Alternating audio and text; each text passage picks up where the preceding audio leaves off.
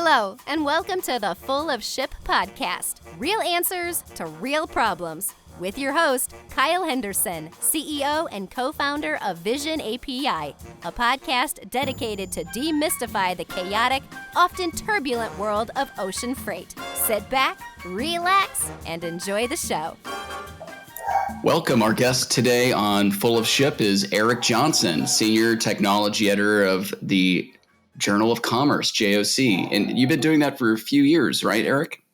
Yeah, so I started with the JOC in May of 2018, so 3.5 years, something like that. Yeah, time flies. Time flies, yeah. And I think almost 12 years before that with almost 13 years before that with another trade publication, American Shipper. So yeah, it's like 15 years of doing this. So 15 years of living the news pulse of international logistics and supply chain. And even in those two roles, or was it prior, you lived in the UK and India for a while as well, right?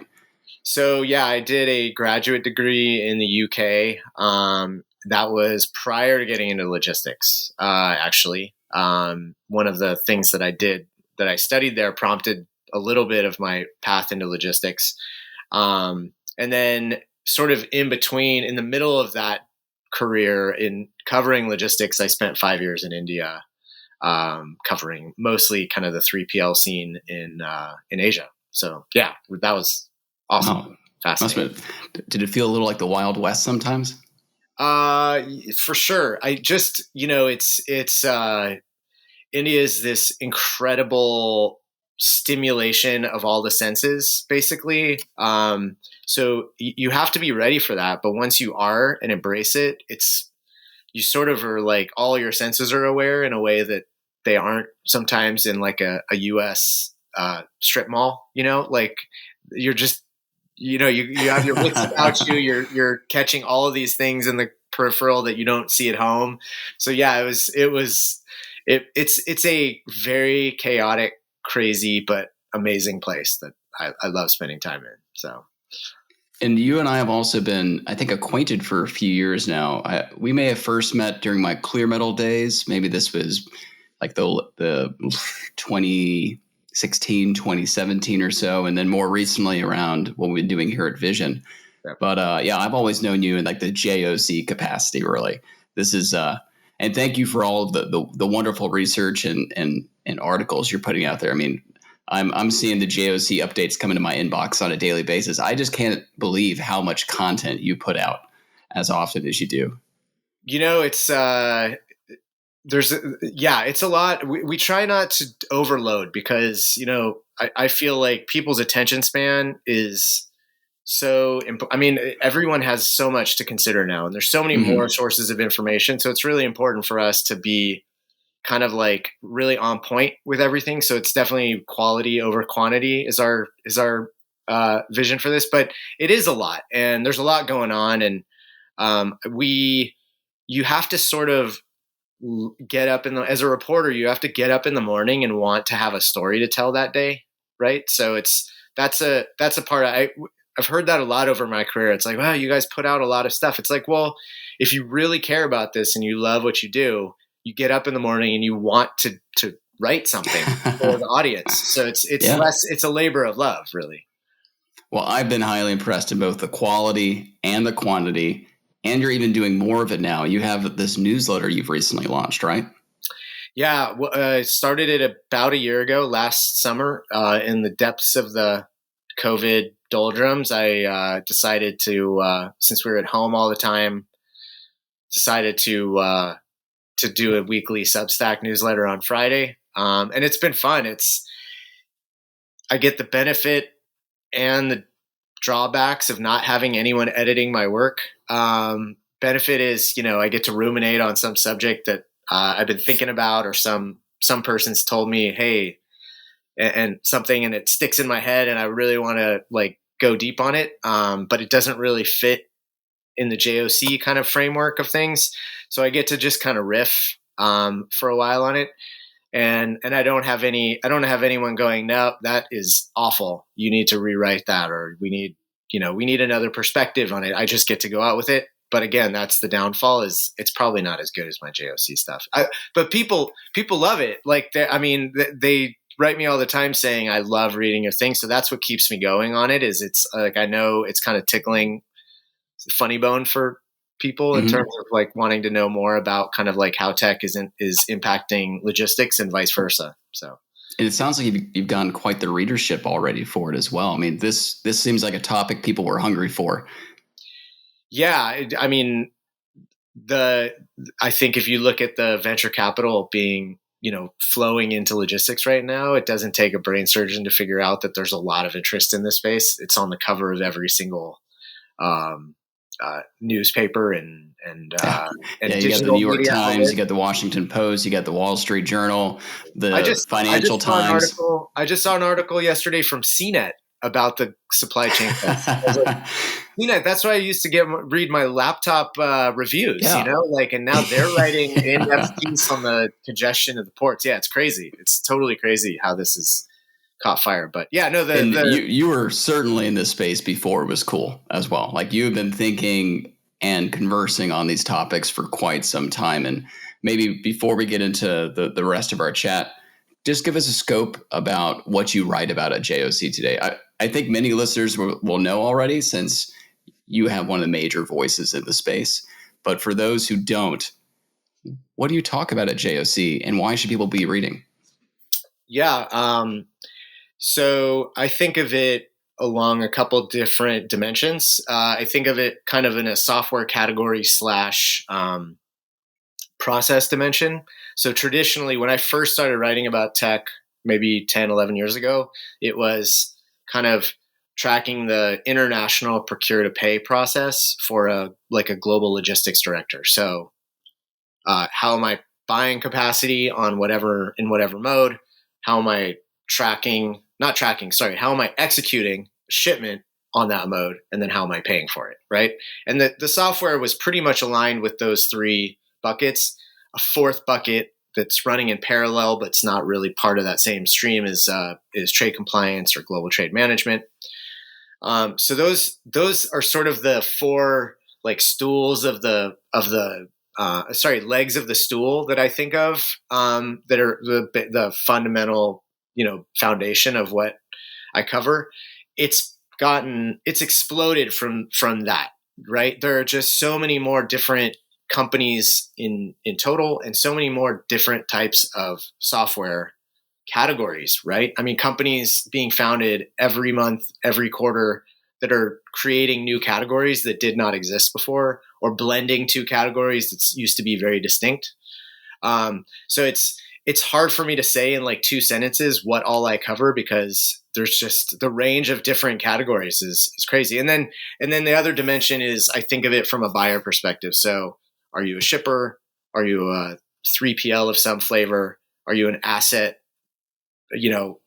heavy carrier in some mode, or a port, / terminal operator, where you're having, a totally different set of technologies aimed at you. So I think of it in those two dimensions for the most part. Well, we're very excited to have you, your experience, your knowledge here on the podcast today. And let's hop into some questions, but let's do a quick rundown of the show, and then we'll get to our talking points.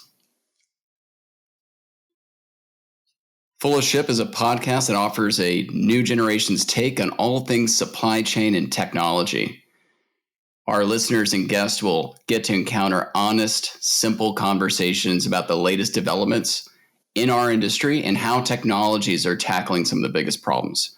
If you're in freight forwarding, 3PL, a carrier, cargo owner, supplier, procurement specialist, or just a plain old supply chain wonk, you should be listening. So let's dive in and continue our conversation with Eric Johnson. And our first topic today, and this is a hot one because I think it's on the cover of every newspaper out there right now. Port congestion and the stakeholders who are involved, and maybe the big question, reducing this congestion. I'm sure you've been living and breathing this topic for a minute or so. Maybe just give us a rundown. What should people know if you don't fully understand why things are so congested? Yeah, so it's a good question. It's interesting you framed it that way because I think there's two sort of streams of information out there. There is one that's pretty aligned with the question you asked, which is if you don't understand how this works, what's going on, and how do I understand it? And then there's a whole another stream of information that's really for people, and this is kind of where the JOC fits in, really for people who have a very strong understanding of all the different entities and how things work, but are still struggling to figure out exactly the catalyst for why things are so gummed up right now, and much harder, what's the catalyst to ungum those things up, right? So the entities are so numerous that it's hard to like think of them all, but I'll try to run them all down here. So you have importers, exporters, you have drayage providers, which are the port trucking, operators that do short haul from the truck to a facility near the ports. You have intermodal operators, you have railroads, you have long haul trucking, you have freight forwarders, you have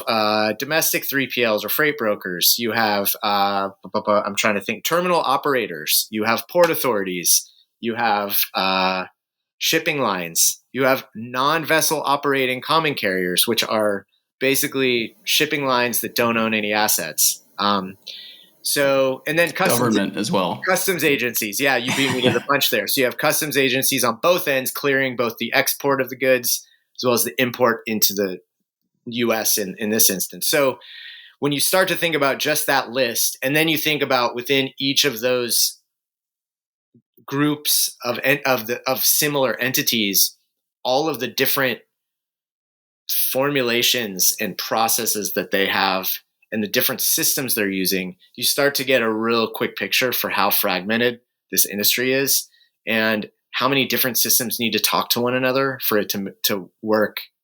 And, a thought dawned on me earlier this week. I was on vacation for a few days, and a thought dawned on me that it really wasn't until the middle of or maybe sort of end of 20, and then really the first in spring of 21, that this really caught the general public's consciousness.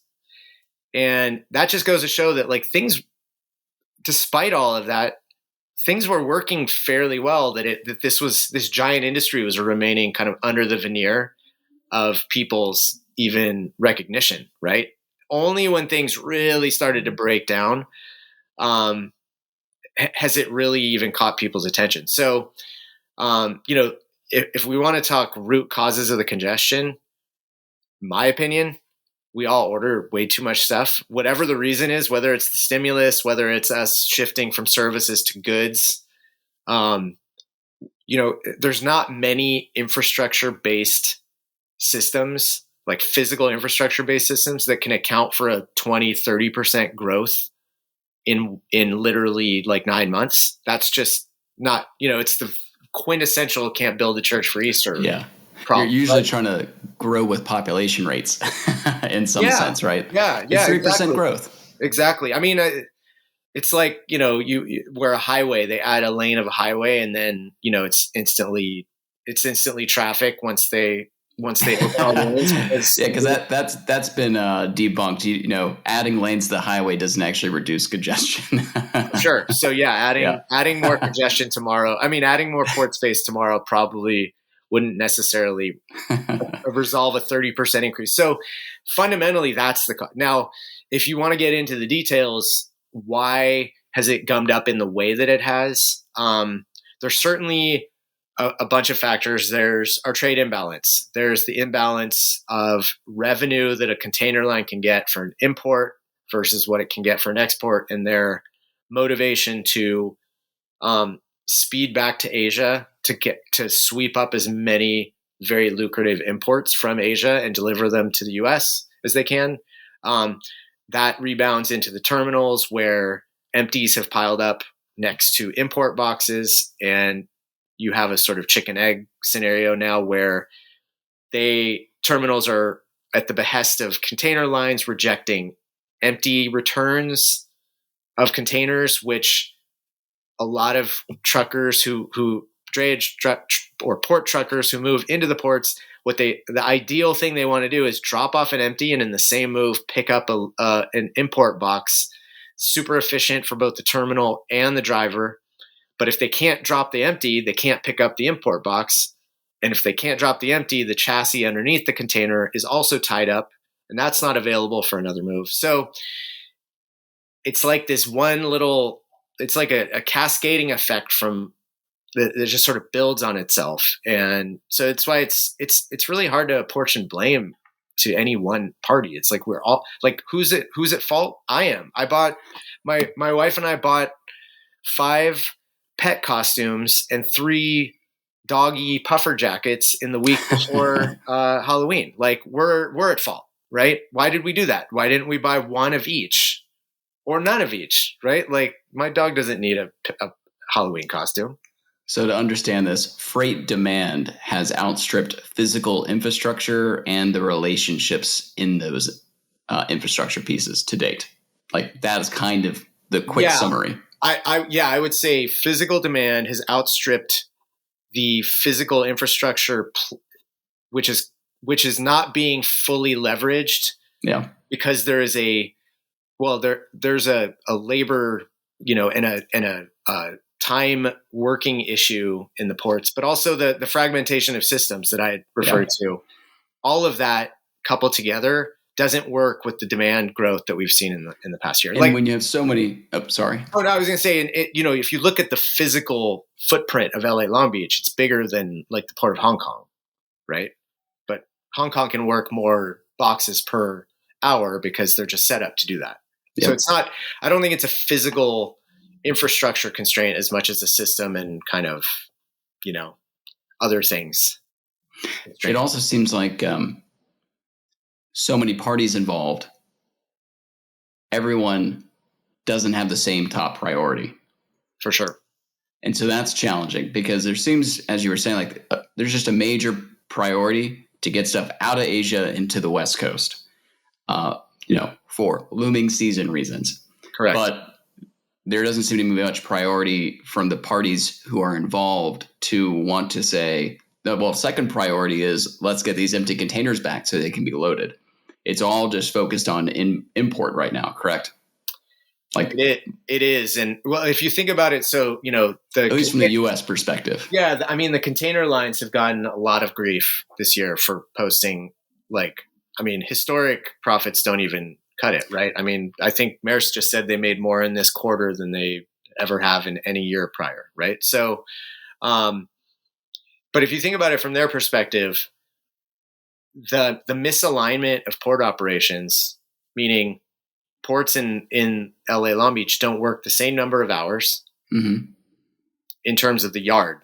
The ship is being unloaded constantly, but the yard and the outgates, there's less time to work through that volume than there is in Asia, where it's 24/7. It's if you look at it as a system, it has less bandwidth as a system. Exactly. It's like a high speed internet line going into a Commodore 64. Right?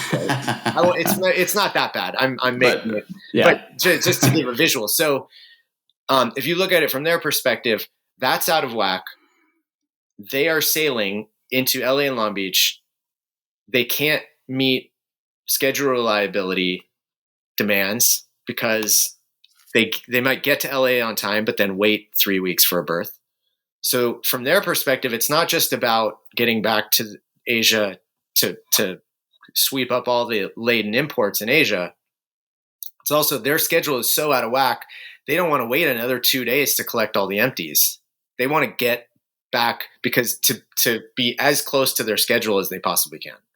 So there's one thing you learn in my role where I literally have no skin in the game in terms of I don't own freight, I don't own assets, I'm not a 3PL, I'm not a port, is everybody has their perspective. And everybody's perspective is important. Even companies that are making billions of dollars, their perspective is important to consider. You can't just wash it away because they had a good year. So, and I see a lot of that. I see a lot of people saying, well, we don't care what the container lines say because look at how good they're doing. Well, speaking of how good they're doing, let's talk about fees. around the ports right now. There's been several big announcements recently, right, around new fees around ports and operating with ports. Could you walk us through that? So yeah, this was, end of October. It was the week before Halloween. The ports of LA and Long Beach decided to enact a fee starting November 1st, but I believe, if I have my timing right, they will not start collecting the fee until November 15th for containers that dwell longer than 9 days if they're being moved by truck, and I think 6 days if they're being moved by rail. Needless to say, this has gotten everybody extremely riled up. The fee is assessed to the container line, but there is nothing stopping the fee from being passed on to the container line's customer. Most of their contracts have a clause that allows them to pass along any sort of emergency surcharges that are assessed to them to their final customer, meaning the shipper. So there's all sorts of, acrimony about this. Is it fair? Is it legal? Is it good? I think that's still, we don't know. This may work, right? We may look back at the end of November. Does it create the behavior you need? Right. We may look back and then the port may not have to assess a single fee. This is the port of LA and Long Beach. They may not have to assess a single fee for 1 day, but we may look back at the end of November and say, wow, okay, that made a difference, right? So we don't know yet. It's way too early. There's a lot of, we're loaded. We're already, container rates are crazy high. No one's disputing that. There's some wacky surcharges out there just to get your container loaded.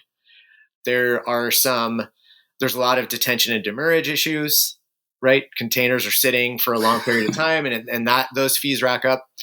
So adding another fee that gets passed along to the importer and it's $100 per day, then $200, then $300. It can add up pretty quickly. And so, is it that shippers are not inclined to pull their containers, or is it that they don't have a mechanism to do so because the terminals are so congested?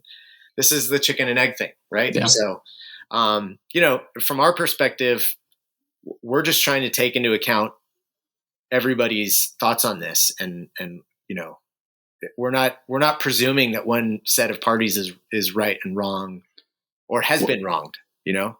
Well, speaking about people's thoughts and the different parties, who are the leaders who are suggesting solutions, and which seem to hold water or which seem to be something else?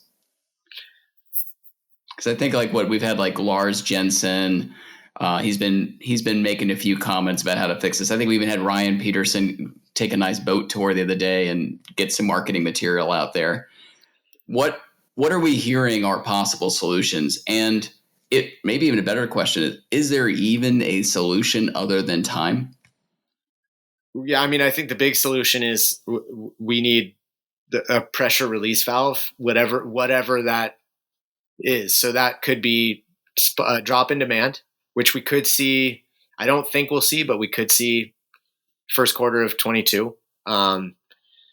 Maybe we'll just get tired of buying so much stuff after Christmas. I don't know. I doubt it. It could be a release valve, could be a physical facility near enough to LA and Long Beach where empties and exports that don't need to be that shouldn't be in the container terminal, but are either can't be moved to a warehouse or a DC because that warehouse in DC is also full, or there's not labor in that warehouse in DC, some sort of staging yard for that flow to take place that doesn't completely gum up the terminals. Because the way it's working right now is it's like the traffic jam is going in both directions right at the point where the ships need to be unloaded. And when there's no place to put the boxes that are coming off the ship sits there. And then the ship that's supposed to come in after there sits there. So I think if you're looking for a single solution that might do something, it's some temporary yard where maybe the place where all the planes were parked in mid 2020, we can just use that as a temporary storage facility for containers. but I don't know. Like, I mean, there remains a question. Like, if that happens, does the system just sort of go back to going full tilt, and then it just gets backed up again? And then what do? You find another yard, and now we have, all of Southern California just spiked with these ghost lots. Well, I remember hearing some ideas years ago about why don't we just put a hyperloop between Southern California and the southern tip of Nevada and just make a staging ground out there in the desert. Sure. Yeah. Yeah. Well, just need a high-speed shuttle. Just need to put that in. No, and it's it's next weekend we can get it done. Yeah, well, it's relatively inexpensive in Southern California too. Infrastructure. So. Yeah. So yeah, Lars is great. Lars is great, not because necessarily he comes up with solutions that cure everything. He just provides a good frame of reference, or framework, I should say, to think about things in a different way than maybe you do. Right? Like he's really good at kind of making you go, oh, I didn't think about it from that perspective. That makes a lot more sense than it used to. And then my colleagues, Mark and Peter's been writing about, Peter Tershwell. He's been reporting on this industry for 4 decades. So, right. I think he just had a big op-ed piece in the Washington Post, right? He did with Dan Yergin, who's kind of a god in the energy world. And has really been very focused on the supply chain issues that we write about. And yeah, they had it was really like a kind of a blow by blow of how we got to this point and why it won't necessarily resolve quickly. But it was coming from people who, understand this stuff like innately. They weren't having to learn about it. They were just kind of taking everything that they've already internalized and putting it out there. So definitely, that was in the Washington Post, right? Yeah, I think so. Yeah. There's something about to the effect of like, the crunch will continue until 2022. That's a given now. The gist of it. That's a given. We're, what are we, 50 days away from 2022? Like, it's how deep into 22 and whether that continues to 23, I think is the question now. Join us for part 2 of our discussion with Eric Johnson, Senior Technology Editor at the Journal of Commerce, as we talk about data quality and fidelity challenges, what shipping mode data sets are currently in demand by the industry, what's the status of platformization of global logistics, and a sneak peek at the first ever TPM Tech, hosted by Eric Johnson in February in Long Beach. Thanks for tuning in to Full of Ship, and join me and Eric on part 2 of our discussion. Thank you for joining Kyle and his guest on the Full of Ship podcast. Be sure to subscribe and tune in next time as Kyle continues to demystify ocean carrier tracking with his future guests.